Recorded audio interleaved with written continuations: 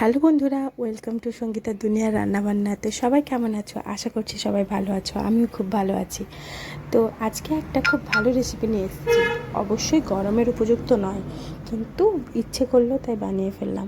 তো অ্যাকচুয়ালি আমি বানাইনি, আমার মা বানিয়েছে। খুব সুন্দর খেতে হয়েছিল পিঠেটা। তো চলো রেসিপিটা তোমাদের সাথে শেয়ার করি।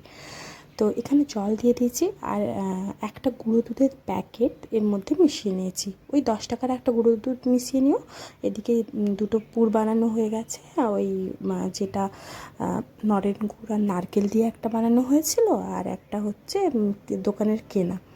তো যাই হোক, হ্যাঁ, এদিকে আমি চালের গুঁড়োটা নেওয়া হয়ে গেছে, এদিকে ময়দা নেওয়া হয়ে গেছে। চালের গুঁড়োটা 500 মতো নিয়ে নেবে, আর ময়দা তার মধ্যে 2 চামচ, বেশি না। তো দিয়ে ওগুলোকে, ওইখানে যে দুধটা আমি ফুটতে দিয়েছিলাম, ওই দুধটা ফুটে গেছে। ওর মধ্যে 1 চামচ নুন আর 4 থেকে 5 চামচ চিনি দিয়ে ওই যে ময়দা আর চালের গুঁড়িটা মিশিয়ে দিতে হবে।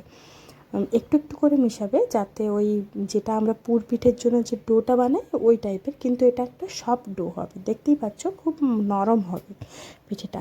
খেতে অসাধারণ লাগে। তোমরা অবশ্যই ট্রাই করো, অবশ্যই আমাকে বলবে যে কেমন হয়েছে। তো দেখতেই পাচ্ছ, এখানে আমি বানিয়ে ফেলেছি। খুব সফট ডো একটা বানানো হচ্ছে। আর এদিকে পুরগুলো বানানো তো হয়েই গেছে, আগেই দেখিয়েছি। একটা মিষ্টির পুর আর একটা ছিল নারকেল দিয়ে নরেন গুড়ের পুর। তো এদিকে ওইগুলোকে থেসে ভালো করে একটা ডো বানিয়ে নিয়েছে। এরপর এগুলো থেকে পিঠে যেমন আকারে করতে চাও, যেটা আমরা পুর পিঠেতে বানাই সেই টাইপের বানিয়ে নেব। তো এইভাবে বানিয়ে নেব। তো চলো, পিঠেগুলো বানানো হতে হতে তোমরা যারা যারা লাইক কমেন্ট করোনি তারা অবশ্যই লাইক কমেন্ট করে দাও। আর অবশ্যই ভিডিওটি ভালো লাগলে শেয়ার আর চ্যানেলটিকে সাবস্ক্রাইব করে দিও।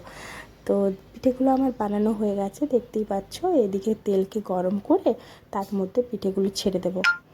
তো দিয়ে ভালো করে নেড়ে চেড়ে ভেজে নিতে হবে। তো ভাজাটা অবশ্যই লাল করে ভেজে নেওয়ার কোনো দরকার নেই, এটা জাস্ট সাদা সাদাই থাকবে, যাতে ভালো করে ফ্রাইটা হয়ে যায়। কারণ অতিরিক্ত লাল করে দিলে মানে খেতে একটু শক্ত শক্ত হয়ে যাবে, খেতে ভালো লাগবে না।